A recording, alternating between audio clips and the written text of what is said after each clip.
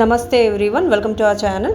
ఇవాళ ఈ వీడియోలోని రిబ్బన్ నిట్టింగ్ లేదా బార్డర్ నిట్టింగ్ ఎలా చేయాలో చూద్దాం. అలాగే లూప్స్ని ఎలా ఇంక్రీజ్ చేయాలో కూడా చూద్దాం.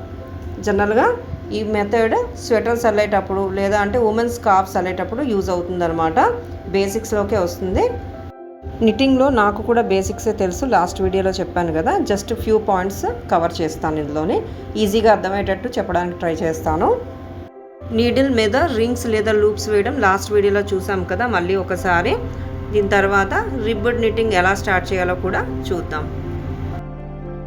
నిట్టింగ్లో రింగ్స్ వేసేటప్పుడు కాస్త టెయిల్ పార్ట్ అనేది ఎక్స్ట్రాగా తీసుకుంటున్నాను. మనం ఎన్ని రింగ్స్ వేస్తామో దాని తగ్గ యార్న్ తీసుకోవడమే ఎక్స్ట్రాగా. ఎగ్జాంపుల్కి చిన్న ప్యాటర్నే తీసుకుంటున్నాను అనమాట. టోటల్గా 16 లూప్స్ ఏమో వేస్తాను. ఇలా ముడి వేస్తున్నాను కదా, ఈ లూప్ కూడా 1 లూప్ కింద కౌంట్ చేస్తాను.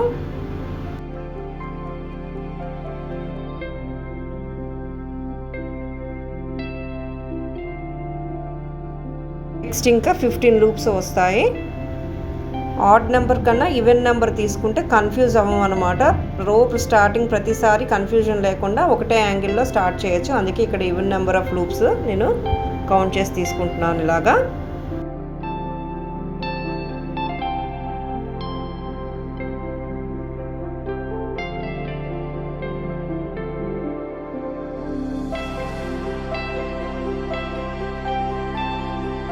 లూప్స్ మరీ టైట్గా కాకుండా అలాగే లూజ్గా కాకుండా ఇలా వేయాలి. సో టోటల్గా ఇలా 16 లూప్స్ తీసుకున్నాను అనమాట. మినియేచర్ ప్యాటర్నే కాబట్టి తక్కువే తీసుకున్నాను. మెన్స్ స్కార్ఫ్స్ డిజైన్ చేసేటప్పుడు లూప్స్ అనేవి ఇంకా ఎక్కువ తీసుకుంటాను అనమాట. ఎందుకంటే స్కార్ఫ్ అనేది వెడల్పు కాస్త ఎక్కువ ఉంటుంది కదా. ఒక 50-60 చైన్స్ వరకు 60 లూప్స్ వరకు తీసుకుంటాం అనమాట.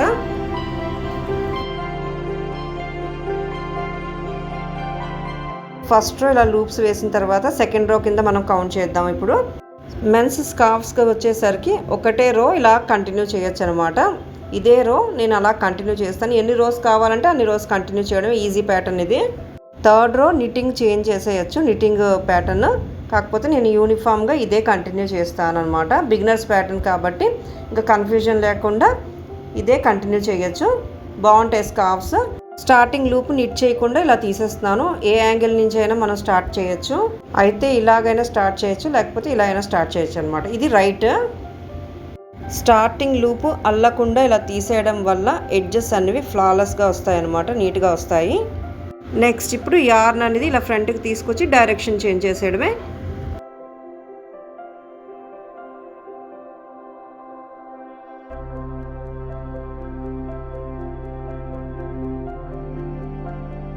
ఇలా చేంజ్ చేస్తూ ఎన్ని రోస్ కావాలంటే అన్ని రోస్ యూనిఫామ్గా అల్లడమేనమాట. మెన్స్ స్కార్ఫ్స్కి వచ్చేసరికి ఇంక్రీజ్ డిక్రీజ్ ఏమి ఉండదు. మెన్స్ స్కార్ఫ్స్ ప్యాటర్న్కి జస్ట్ ఒక రెక్టాంగిల్ ప్యాటర్న్ లాగా అల్లడమేనమాట.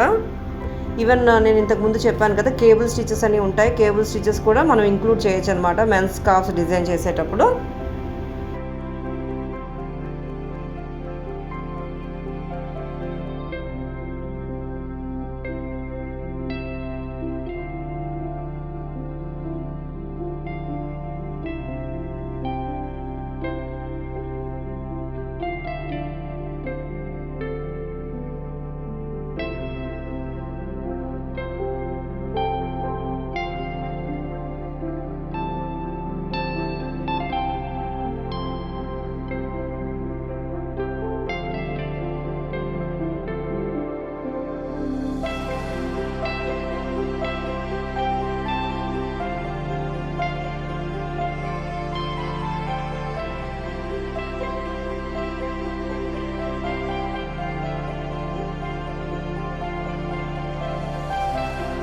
ఒక రో కంప్లీట్ చేసేసాం కదా, ఇదే స్టెప్స్ ఈచ్ అండ్ ఎవ్రీ రోకి రిపీట్ చేయడమేనమాట.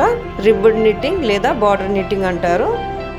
యూనిఫామ్గా నిట్ చేయాలి కాబట్టి రింగ్స్ అనేవి ఇంక్రీజ్ లేకుండా చూడాలి, లేకపోతే మళ్ళీ అల్లిక తేడా వచ్చేస్తుంది అనమాట. జనరల్గా ఒక్కోసారి మిస్టేక్ జరుగుతుంటుంది. మనం యార్న్ అనేది ఇటు అటు వేస్తుంటాం కాబట్టి లూప్స్ అనేవి తేడా రాకుండా, అంటే ఇంక్రీజ్ అవ్వకుండా చూసుకోవాలి. ఈవెన్ నెంబర్ లూప్స్ తీసుకున్నాం కాబట్టి ఈచ్ అండ్ ఎవ్రీ రో డైరెక్షన్ అనేది ఇలాగే స్టార్ట్ చేస్తాము. స్టార్టింగ్ లూప్ అల్లకుండా తీసేస్తాం అనమాట. బార్డర్ అనేది నీట్గా వస్తుంది. సేమ్ స్టార్టింగ్ రో ఎలా అయితే అల్లానో అవే స్టెప్స్.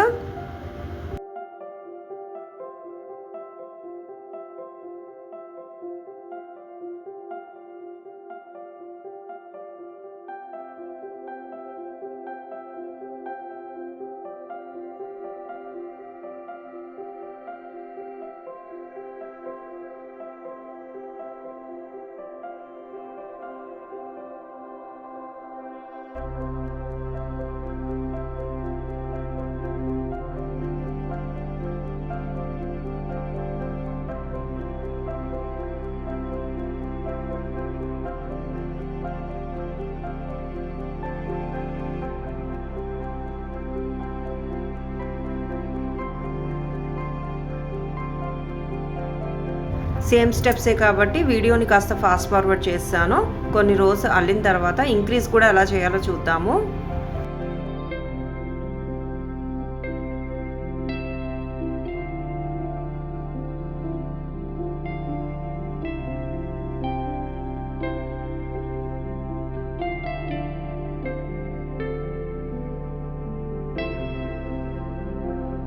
ఒక 5-6 రోస్ అల్లిన తర్వాత రిబ్బుడ్ స్టిచెస్ ప్యాటర్న్ అనేది క్లియర్గా తెలుస్తుంది అనమాట. ఇలాగా ఇంక ఇలా కంటిన్యూ చేయడమే. ఎన్ని రోస్ కావాలంటే అన్ని రోస్. స్టార్టింగ్ లూప్స్ అల్లకుండా తీసేయడం వల్ల ఎడ్జెస్ అనేవి ఇలా నీట్గా వస్తాయన్నమాట. ఒక 9-10 రోస్ ఏమో ఇలా అల్లాను. రిబ్బుడ్ స్టిచెస్ క్లియర్గా తెలుస్తాయి. నెక్స్ట్ ఇప్పుడు ఇంక్రీజ్ ఎలా చేయాలో కూడా చూద్దాము. బోత్ సైడ్స్ ఒకేలాగా అల్లాను కాబట్టి ఎటైనా రైట్ కింద మనం కన్సిడర్ చేయొచ్చు. వీలైతే అప్కమింగ్ సెషన్లోని కేబుల్ స్టిచెస్ ఎలా యాడ్ చేయాలో కూడా చూద్దాము. ఇంక్రీజ్ చేసేటప్పుడు ఏ డైరెక్షన్ నుంచైనా ఇంక్రీజ్ చేయొచ్చు. ఇలా అయినా లేకపోతే రైట్ సైడ్ ఇలా అయినా సరే. ఫస్ట్ లూప్ నిట్ చేయకుండా ఇలా తీసేస్తున్నాను.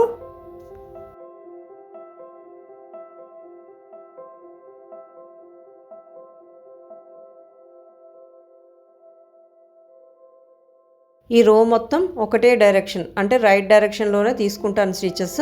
ఇలా ఇంక్రీజ్ చేస్తూ జస్ట్ యార్న్ అనేది ఇలా బ్యాక్ డైరెక్షన్కి ఇలా తీసుకెళ్ళడం వల్ల ఒక లూప్ ఇంక్రీజ్ అయ్యింది. ఇదనమాట ఇంక్రీజ్. చాలా ఈజీ ప్యాటర్న్ ఇది. ఇంకా ఫ్యూ మెథడ్స్ ఉంటాయి నిట్టింగ్ ఇంక్రీజ్లో. వీలైతే అప్కమింగ్ సెషన్లో చూద్దాము, లేదంటే షార్ట్స్లో అయినా పోస్ట్ చేస్తాను. ఇది ఒక మెథడ్ అనమాట. ఒక్కొక్కరు ఒక్కొక్క మెథడ్ ఫాలో అవుతారు. కంటిన్యూస్గా ఇంక్రీజ్ చేస్తున్నాను ఇక్కడ. యార్న్ డైరెక్షన్ ఇలా చేంజ్ చేయడం వల్ల ఇంకొక లూప్ ఇలాగా ఇంక్రీజ్ అయిందనమాట.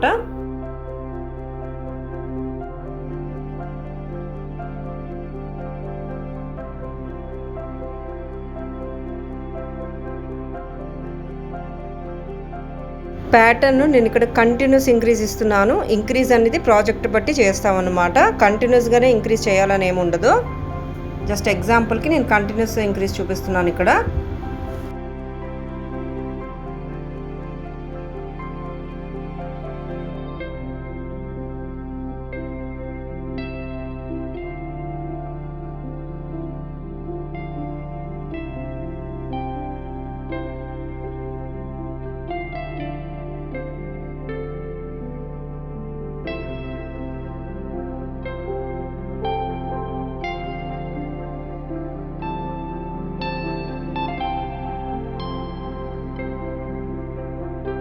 నిట్టింగ్లో ఇలాగ లూప్స్ ఇంక్రీజ్ చేస్తామన్నమాట. ఇది ఒక మెథడ్, సింపుల్ మెథడ్. ఇంకా ఫ్యూ మెథడ్స్ ఉంటాయి.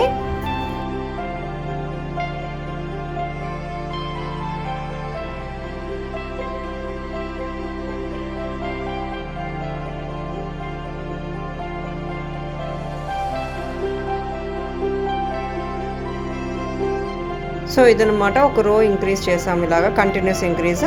నెక్స్ట్ రోకి వచ్చేసరికి చేంజ్ చేస్తాను, అంటే రాంగ్ సైడ్ నుంచి నిట్ చేస్తూ ఇంక్రీజ్ చేస్తాను అనమాట. చూద్దాము. ప్రాజెక్ట్ బట్టి ఎన్ని రోస్ ఇంక్రీజ్ చేయాలా అనేది తెలుస్తుంది. లూప్స్ 16 లూప్స్ కదా స్టార్టింగ్ తీసుకున్నాము, ఇలాగా ఇంక్రీజ్ అయ్యిందనమాట. నెక్స్ట్ ఇప్పుడు ఈ రో కూడా కంటిన్యూస్ ఇంక్రీజ్ చేద్దాము. అది కూడా రాంగ్ డైరెక్షన్ అనమాట. ఇందాక ఈ డైరెక్షన్లో కదా మనం తీసుకున్నాము. ఇప్పుడు నీడిల్ డైరెక్షన్ చేంజ్ చేస్తూ, అంటే ఇది రాంగ్ డైరెక్షన్ అనమాట, ఇంక్రీజ్ చేయాలి. కంటిన్యూస్ ఇంక్రీజ్ చేస్తాను ఈ రో కూడాను. ఫస్ట్ లూప్ అల్లకుండా ఇలా తీసేసిన తర్వాత ప్యాటర్న్ ఇలా కంటిన్యూ చేయడమే. ఈసారి ఈ ఆర్న్ అనేది ఇలాగా ఈ డైరెక్షన్లో ఫ్రంట్ డైరెక్షన్లోకి తీసుకొచ్చాను అనమాట. ఇంక్రీజ్ అవుతుంది.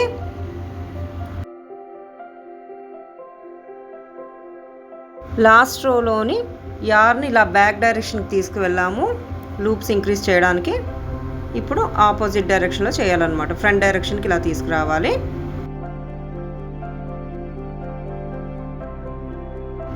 ఒక లూప్ ఇంక్రీజ్ అయింది ఇలా. ఇంకా ఈ రో ఇలా కంటిన్యూ చేయడమేనమాట. జస్ట్ ఎంత లెంత్ కావాలంటే అంత లెంత్ ఈ 2 రోస్ రిపీట్ చేయడమే. స్వెటర్స్ అల్లేటప్పుడు కొంతమంది ఈ ఫార్ములా యూస్ చేస్తారు.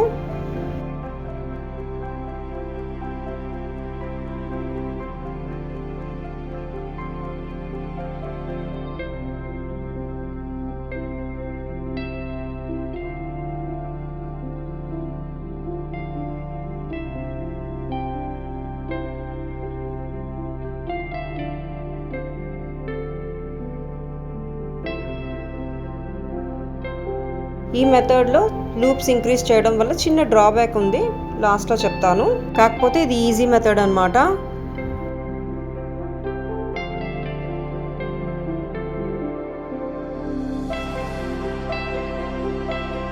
సో ఇదనమాట. ఈ 2 రోస్ నేను కంటిన్యూస్గా ఇంక్రీజ్ చేశాను కదా. నెక్స్ట్ రో నుంచి ఇంక్రీజ్ చేయాలా వద్దా అనేది ప్రాజెక్ట్ బట్టి ఉంటుంది.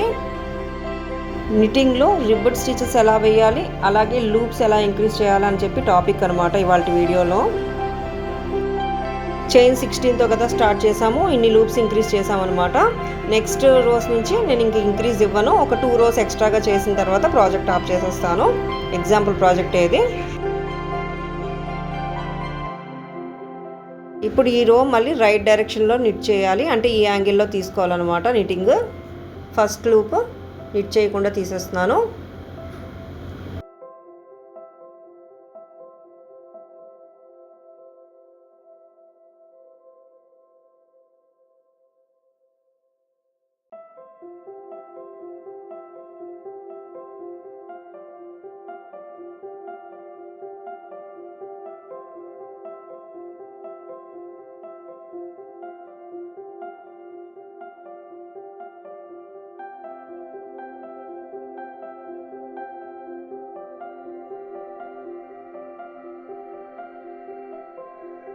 ఇప్పుడు రాంగ్ డైరెక్షన్లో నిట్ చేయాలి.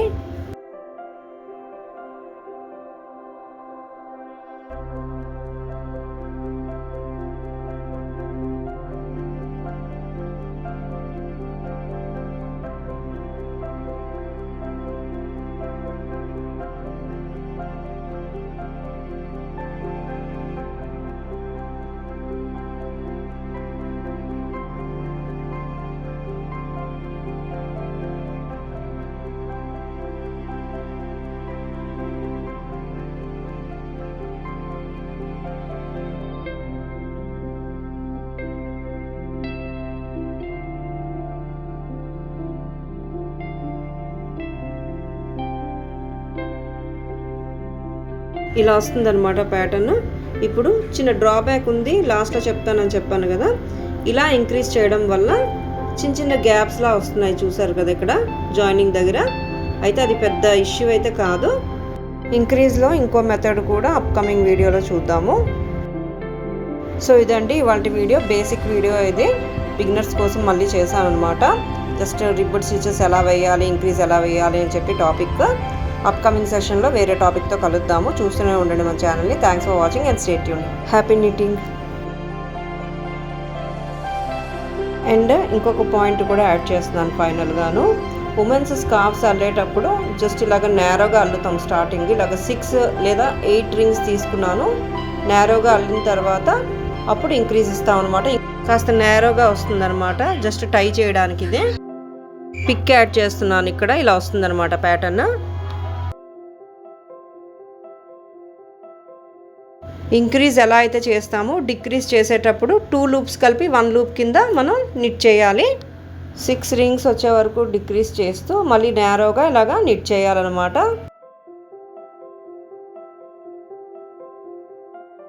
ఎన్ని రోస్ అయితే ఇంక్రీజ్ చేస్తామో దానికి తగ్గ విడ్త్ వస్తుందన్నమాట స్కార్ఫ్.